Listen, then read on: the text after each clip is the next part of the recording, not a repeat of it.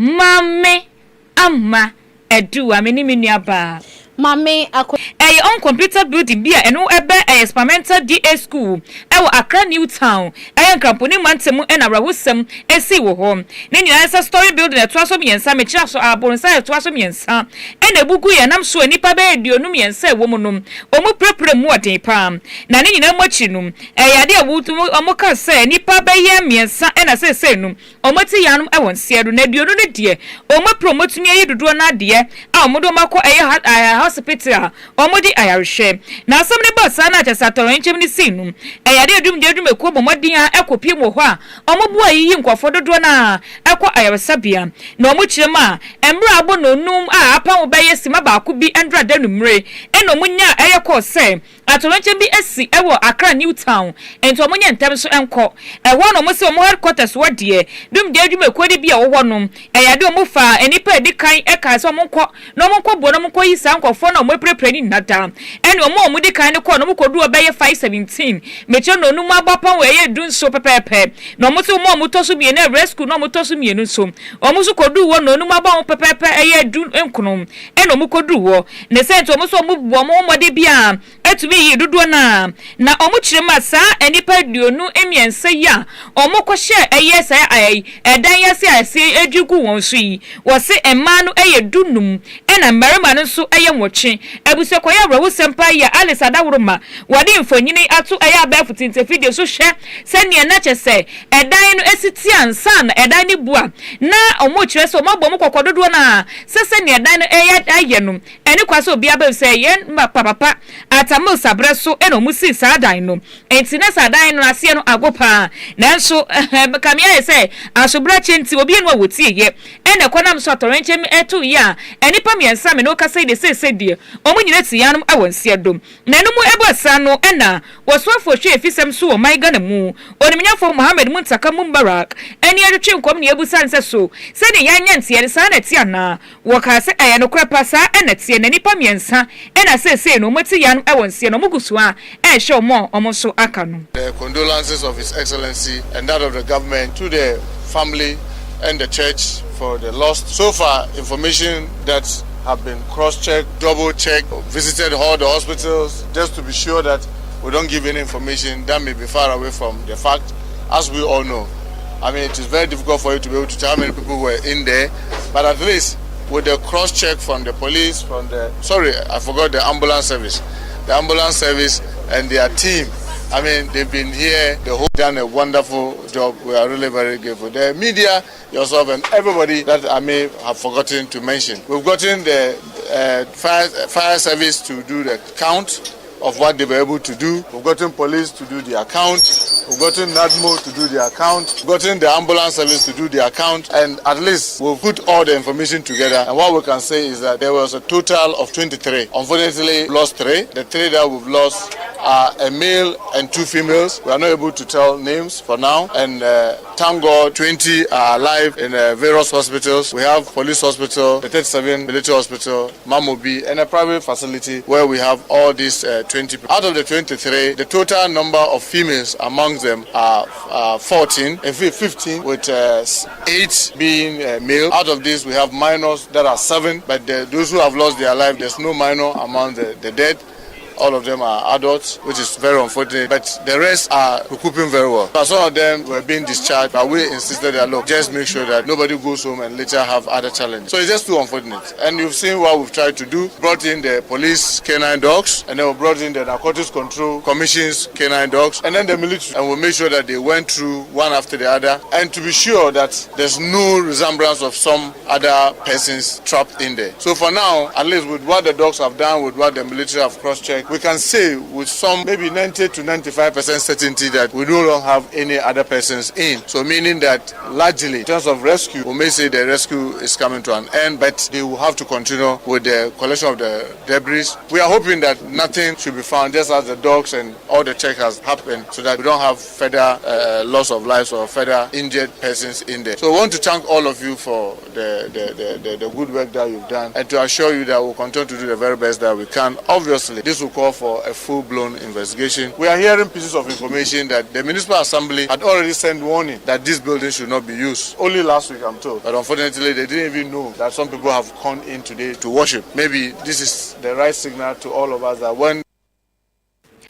Wanipo wakasa ye waswafa wa shefi samsu wa mayimu wanimnyamfo Mubarak Muntaka Mohammed. Abusia wasansem kronemu na yekane swafwa na wahwe ye FSM so na afenso wono akroya na wasanso mantem swafwa wahwe adehia ewo enkran pumpuni mantem onimanyafo Harry Quote asem na mekei wase ewabra wote se edan atumi adwuragu fomu ene bebi ohye bia wo jade wo ye nina edimrikan tentempa kopiemu ewo ho na bra kopiemu wo ho anka wo hwe se jam ne nyansa ne nimde kakra kuta na de bebo ama yatumi yi sani peshe we na wo ma mo wo ho ni nyina bonu tutuo se papa won koye hia no ha ene ensema wodro de wo chemsom ka bi gu ne so ankasa eno na papa iti sasemi ode betu dwa ne semtrofo anadwona de wo ma de mpo ache so wo ye semtrofo nhiem no ode tu de che se mi wo fie na meti se yesi adan adwuregu ama de hye no makomakomiensa papa bi ena tina nan e won se do afei wo ma mo hjem kra yentimi anyi wo mo wie naja mesi ma ye minister wa paint me mbrei na me behwe de ekoso wa mbedru ho amobɔ me tutu pam se sebi me ye MPP ni allegedly enti me free ha enko eno no de tuja wo che se mo pam ne tete bi aponche wo se de mo ye nde mo anya je krakrakrakrakra no ne Harry Quote de ye na ya sankanya minister bi mpo na wadi anase nka wanya interior minister de bi oye nipa ewom se asem na aba oba ho kro na ni kwan se de mo de ye no nka mo de ye ne sa wo se ade a ye security form wo ne de ye ne de wakati ne ni je ho pa de no Henry na waka dada ye nina I'm say and me wura ho papa. Esan say media ben wo ha and me wura ho. Now I am so disappointed. Say enipa aka ho aye be. Now they are doing politics here. Baby am go jina bia ye say ho ne one ho de omo ye. Enti I want the whole world to serving this constituency for 12 years. Yeah, me constituency ba cause in the first born. So if I don't have the right to be here, I am leaving. But I want the world to know. Now this is bad politics. As somewhat to yen nyina na dia to en ye mfa nye politics. It's so disgraceful. It is so disgraceful. Ta ma me ye MP no. Bibi to a me ne ndis for kabom ene ye. Hwede omo ye. Nipa aka baby disaster say na ye pamo MPP ni. Why? In a disaster be oba ho no bom amane. Hwede omo ye. National security for ni police ni soldier. And they are sacking me like a goat. I want the world to know. This is very disgraceful. And so the whole of Ayo Central should know that this has been all my politics into me. I've done what I have to do. I was coming here. Now but into me coffee. But Ghana, this is bad. It is very, very, very bad. And I'm pinning this on the Ghana police, of whom I've been an interior minister before. They have shown misconduct today. Very disrespectful, including somebody who claims to be a national security operations, a colonel. This is very disgraceful. He sacked me like a goat. This is sad. It is not good for the democracy of this country. Me that one say. Oh papa, where dey kafra ni monyafo ekoti ninken eye kanima ntem soafo no so ma de hye wo enkran pumpuni bantem ebion so no sa hwe akire se osoafo hwe efisem so oni monyafo Henry Quote ene no awusia guso wa saw atorenchi ma ya to my Ghana sese nyina ye bobo hu ni edi hu awrewe sanse obi ampese sa atorenchi me betu ni man na enomu ena chese Ghana Education Service so ababeka safa hu omukasem no mo chese sese num omo bobi akokose obi antwe no free sa bia ya ho titi ne sukufu a omo nso omo dan ebe wo no wese sese wo ni penifo ni na ehia ena omo chese nka be ye omo mofra na entene fie kakra no mo ni penifo ni senhie bi no mo ndwendwe bra ometumi aboa amai bibia akoso wo wansa na omo mofra no akọ woni pa woni etwetwe nkomo eye Professor Ernest Kofi Davis wono ena Director General ema eye GES edumekuo no. We are going to have an emergency meeting with the regional and the national team to work with the State Department to look at the structural integrity of all of the services that are being used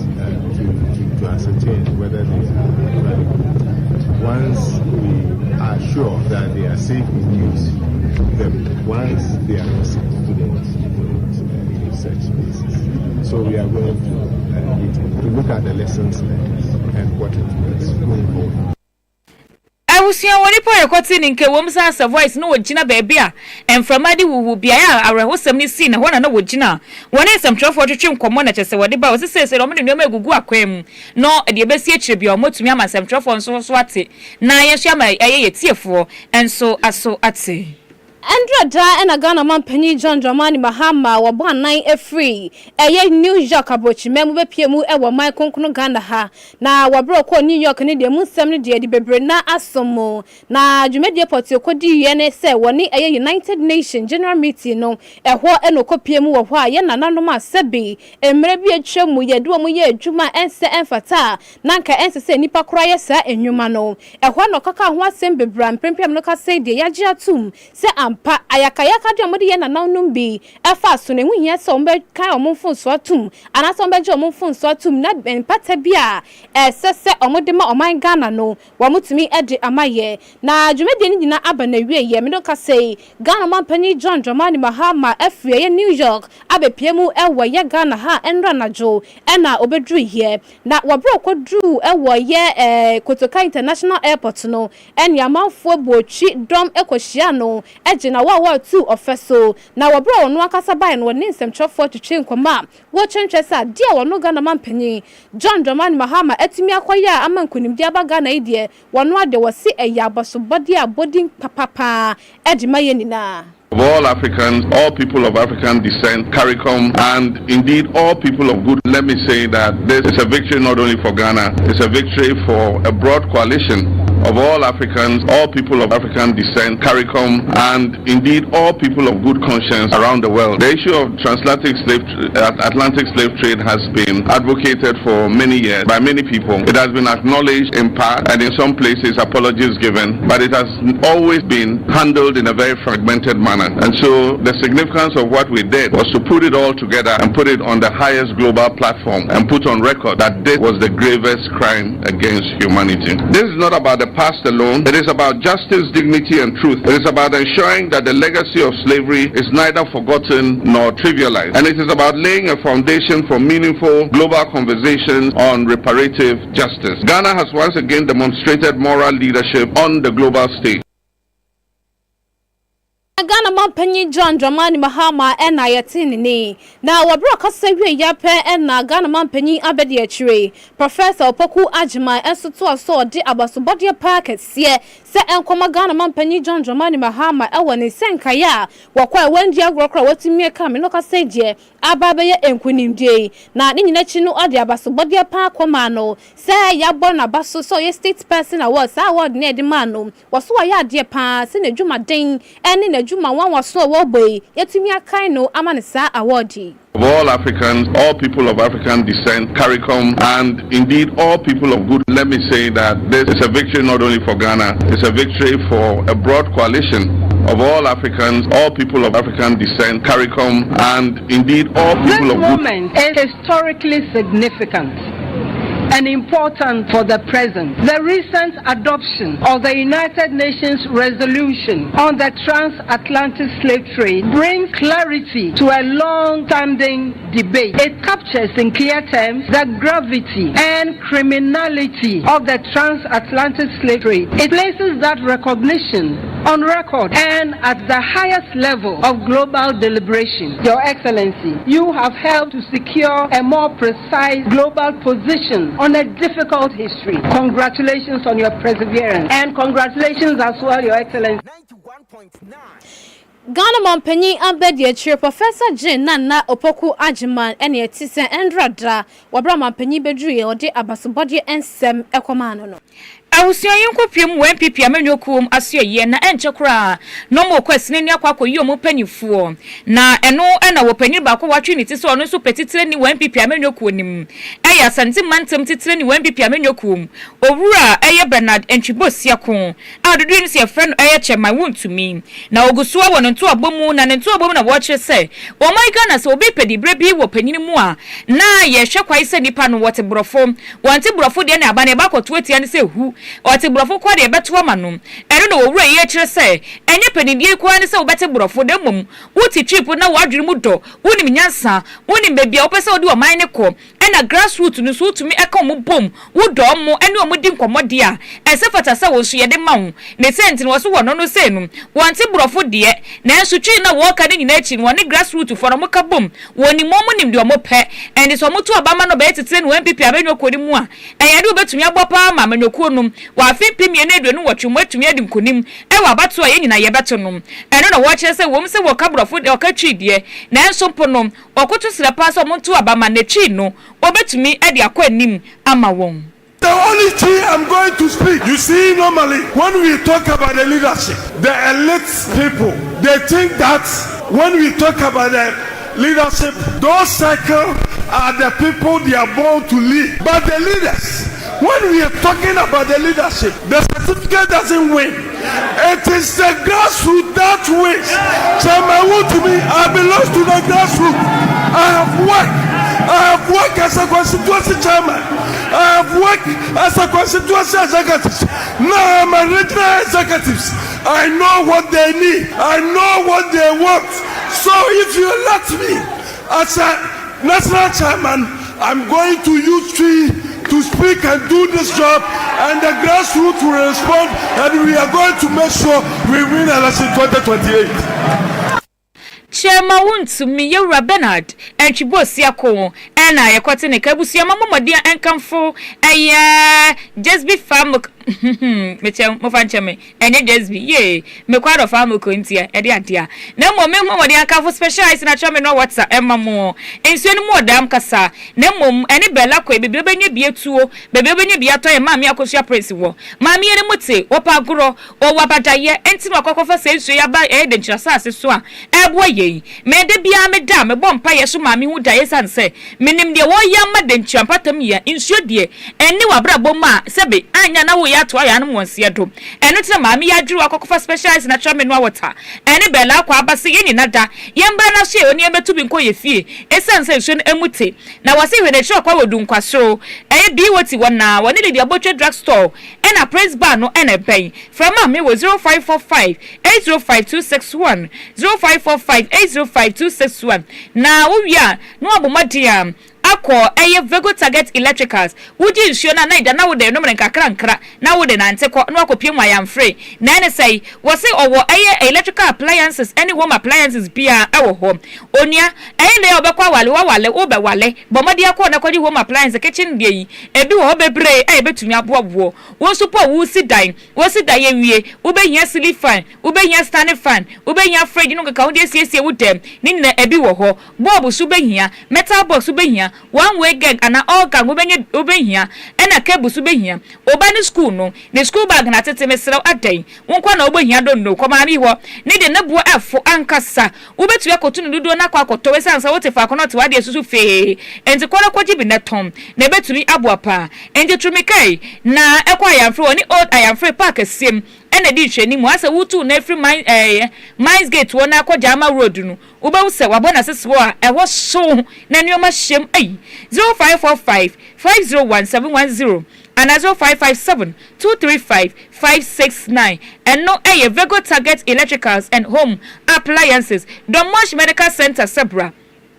edenya yade de eto de bia etatari pa hu wansa yale ya bo wato enti bomodi na kwo na kwaye general consultation ntumi mbo watse OPD ni general consultation ni nada wo nurse for na doctors for woni mu de a che so mako training ni yankasa e wo so pudo udru wa environment be ma ho ato ye x-ray ye chest cancer wodo ni nada DNA test ni ye bi wabofra no wo wie wo ye tuntum so abofra kwa ga sebro ni ba bomodi akoni ne DNA test ma papa yi wo be so ba na senya oba nsa no wabomadi atwe ho ntem ene wani na ye yakọ wo mmiri mu eye wo ye ne yakasa bebrebe de wa ne yakọ we sanse enche kura ne mmiri mu aye ya ena wo ye opemfo nso anase wafa ye funa continental care office say ye was special package bi emamom enkuti bomadi anakọ ho family plan nso ye na de de say VIP ward anu so betumi aboa wo fie na bia utumi ma ya so ya frey ye betumi aba ho aba be hyew ene ne friend home care services so ensa na pharmacy so ewo ho ukuwa te biada no ye we yima emofra no enti bomodi atwimika na ko I am free petrol filling station wona eye edunkwa kwan ne so na obehusie wo ho for 0332 097947 0332 097947 na ne nyina mo chi no be hieska na watumi e de akọ hospital wo no enu ti na meka food nkwa every teachers cooperative union ama wo that school enu ne se wo sieska na eboa wo child education account de hu hia se essence na education is expensive enti wo sieska wo ho no na watumi de aso ba na sere mra wo ko school no enu betumi abopa wo tususu na ye sika papa bi ma wo mesere kwa wo na betumi aboa oni omombom nyanya dwuma na se wo hia loans ayetumi aboa se hwefo nyina mo ko se hwebekwaye wase kroposo mo ho de asoma boma sese na ha se mmom dunkwa ha ena tan kese no wo ewo kane fish cooperation wo no ewo ena wo no mo before she commission no for 0332 228 000 0332 228 000 Big Joe Paint Enterprise ye paint papa yin fie no paint we say no bebua pa o obi paint le dan shoto ena nyina wohoro enye Big Joe Paint Enterprise David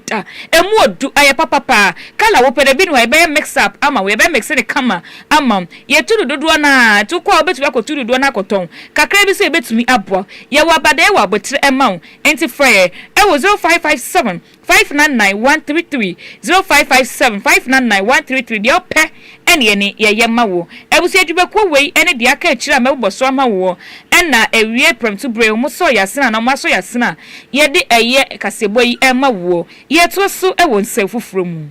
abse ye to so e wo ensefufuro ma ye nimsem tatra se nyame adoma wo chena ena ye Ghana month ne ye de nyina ekwo na wie ye na ne senti Denchman radio ye boti embontin so anase ye titi montin so ene eye denchra de she bebre na kodidi enkomo efa anuane na tete no ye di eno ena eja wo mo kyerɛkyerɛ ne ya mo pepa ne ebi mu ka betie fufu eto entachra ne de tete aduane de bebre na no bobo so na se de be ya bo se de mike ni kurenti yentie senia wo mo so ka wo mo ensem efaye ye ma me pen ton media ahodi pa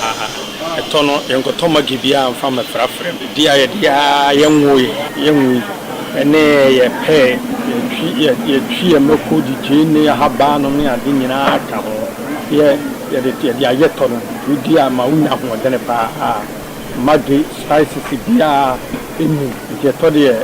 ye local food de to de Ghana man to the non-camera recommended ama o mining nyina se ye ni eto because to ye biane a udi a hodin wo o men so meduane pa me pa cho eya betie konkonta betie no nya nkate kwan ni nkuruma pa na papa ba bi ewu abetie de nya mianim eya aduane a mani je ho papa wiase aduane bi enu a mani je ho se konkonta betie ntacha ne de mani je ho because yana enu timi je komano na abana ye chenzo ahodi wo mtino bia be ko bia zo nya bito na man ji nya bito tim pepa e bia na mtedi you know tata kama pa odi e babuwa nti amanfo ntobi no mu abusia trodo adihye wo eye denchempotem ha enuane atete na ye dipa ena ya sese mabobo so mudi ho adanse senkebe ya obia enkoso enhwe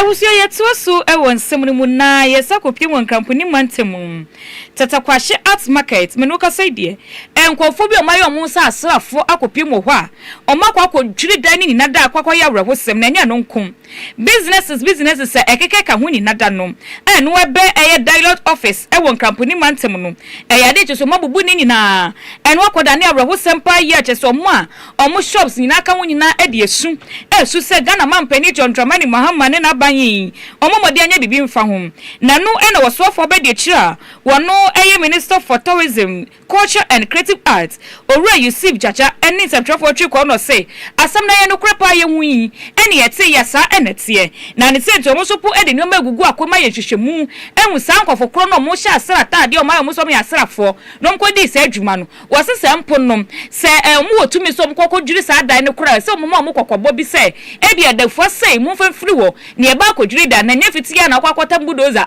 akɔkɔso akɔdwidwiri wɔsɛ no de omo mpresa sa de ne mra so kora ntie no emra wo Ghana ha sɛ na mra so ne de yɛ adwuma ento obugu so ayɛ hwehwemu sɛ ba sɛ asɛm na na sɛ nyoma na ɛkɔ so sa no eyi wo bi na ebo sabra no egu nkofo bi anim ase a omo so mo manipa no ehwo ntone da. You will be for you. We wouldn't sit here for someone to come and cheat you. If in people in military uniform, their cars are not numbered according to what you said, right? So I beg you, it's good you have called the police. We will also talk to our superiors and get to the bottom of them. All take our cool. We are in a democratic country. We have a president who listens to every Ghanaian. We will take this matter to the appropriate quarters, and we know we will be heard. Thank you, and God bless. Okay. You will be for you. Let them take. Alright, you see, Jaja Wano Enna, Yakwatiri, Deputy Minister for Tourism, Culture and Creative Arts. I was Yakasiano SC. Nemo Bibini Toma Plaza Menkajo Sebra. Osa atamfono.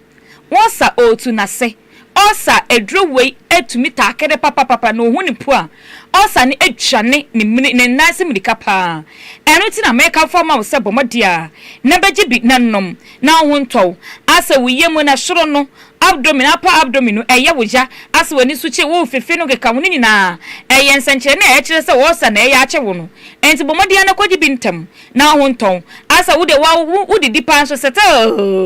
fo na wo fon eka ho bi na enti bomodia afre won e wo 0541337816 and 0256431200 fro wona edro benya bianom ama ho so ato yenda Alice ase na dawro ma ena na hu ye social media or the pictures ni videos ni ada egu so ema ye wo semfo panyin so sem ede so ma ye nso ye na se nyame hira no wa wonya mbere nso ni adade a wotie ye ye ka se ena se enkam wo enuanu mienu a ewiabre wotie